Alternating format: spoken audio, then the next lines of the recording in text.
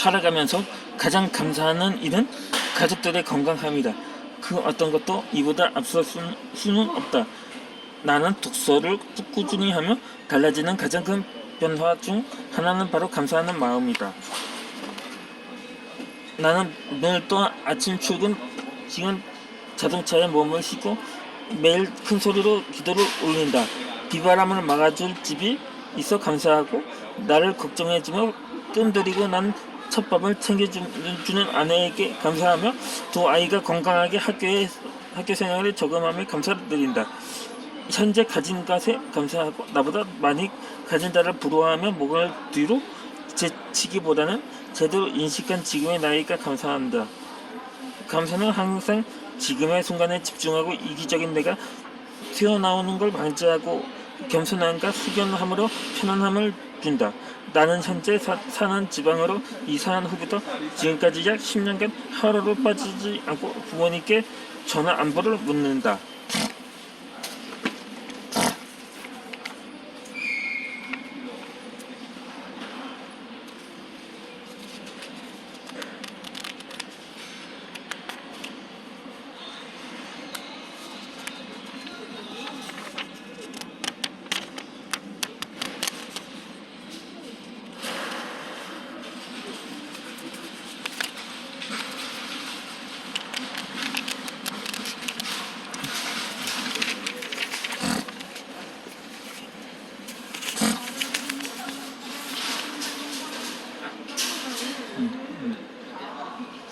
며칠간은 어머님께서 무안해 하셨다. 집에 무슨 일 있냐? 갑자기 왜 이래? 라며 의아해 하셨다. 아버지께서는 은근 좋으시면서도 내색하지 않으셨다.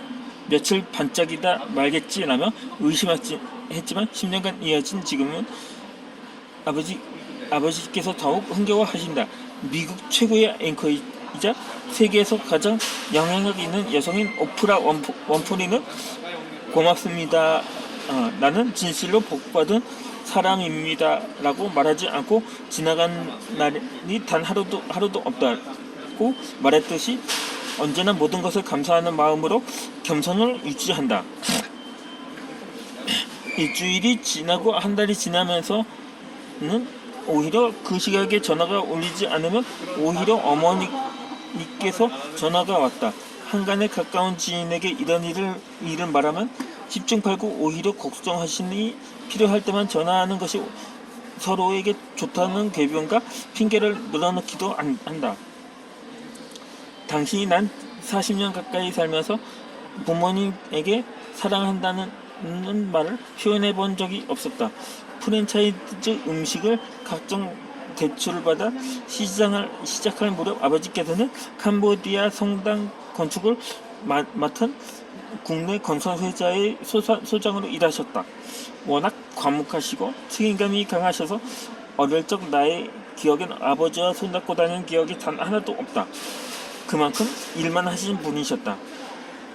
1년 365일 중 360일 가까이 일만 하셨다. 현재 진행 중인 건축물이 완성되는 날, 준공검사가 끝나는 날이 쉬는 날이었다. 철이 들지 않은 혈기왕성한 나와 아버지의 사이에는 가까우면서도 가장 멀고 불편한 사이였다.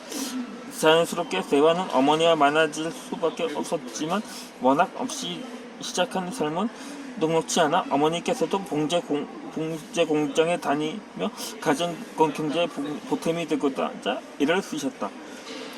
중학교 1학년 때는 친구의 안경을 깨트리는 바람에 공장에서 어머니를 찾아 물어준 적이 있다.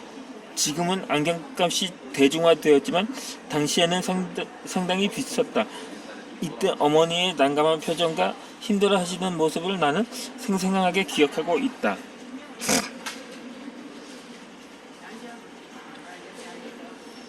언어의 온도를 이기주 작가는 어머니의 삶의 무게가 적힌 일기장을 보며 눈물은 눈에만 있는 게 아닌 듯하다.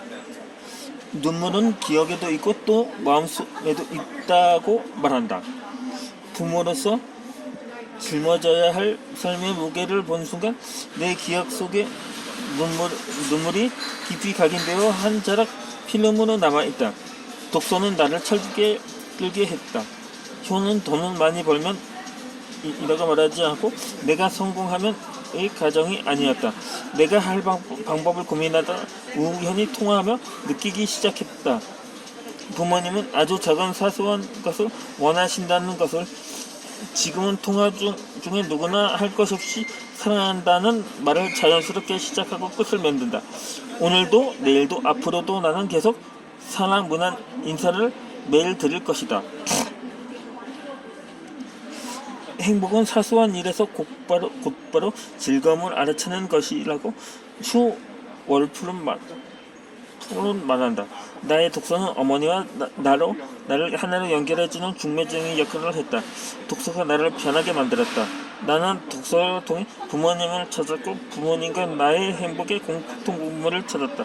성공자들의 공통점은 감사하는 마음이다. 그 중에 부모님의 감사가 다른 어떤 공부보다도 우선되어야 한다. 그리고 우리에게 필요한 것은 감사함을 표현할 적극적이고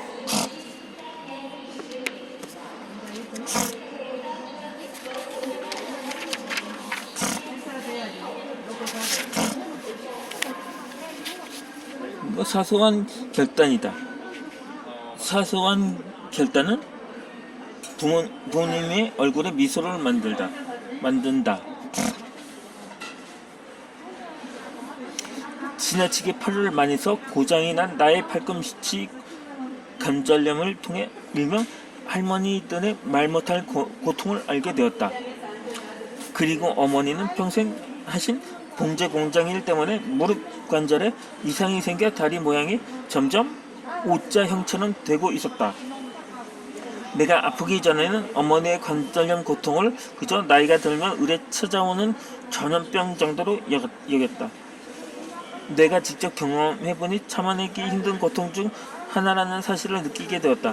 잠을 자면서도 아파하시는 어머니의 고통을 이해하지 못한 불도저였다. 걸어가는 뒷모습을 보며 다리의 모양이 심각하게 휘어 있는 것을 보고 그제서야 병원으로 향했고 진단 결과 관절염 말기 판정으로 최대한 빠른 시기에 수술이 필요하다는 의사 소견을 들었다. 당시 한창 기계를 점검하고 있던 나에게 아버지께서 다급히 전화가 왔다. 여름 휴가를 맞춰 수술하려 계획 중인데 약 한 달간 입원해야 한다는 것이다. 아버지의 휴가는 2박 3일이라 어머니의 병간호가 어렵다는 전화였다. 나는 곧바로 어머니의 수술에 맞춰 일주일의 휴가를 낼 수 있다고 했다. 그리고 8월 8일 어머니의 수술이 시작되었다. 오른쪽 다리를 먼저 수술 후 곧바로 왼쪽 다리를 수술했다. 두 다리의 모두 수술을 했기 때문에 어머니의 고통은 배가 되었다. 어머니의 통증은 진통대의 강도를 높였고 소용없듯 이를 악물며 아파하셨다. 아들로서 이를 지켜보는 것 또한 심적 고통이 말로 표현할 수 없이 아팠다.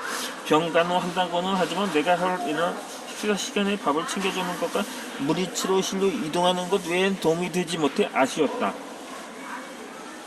나는 집에서 떠나올 때 세 권의 책을 가져와 틈내는 대로 읽었다. 김영수 작가의 사마천 인간의 길을 묻다. 유발 하라리의 호모데우스, 주쯔이의 단 한 줄도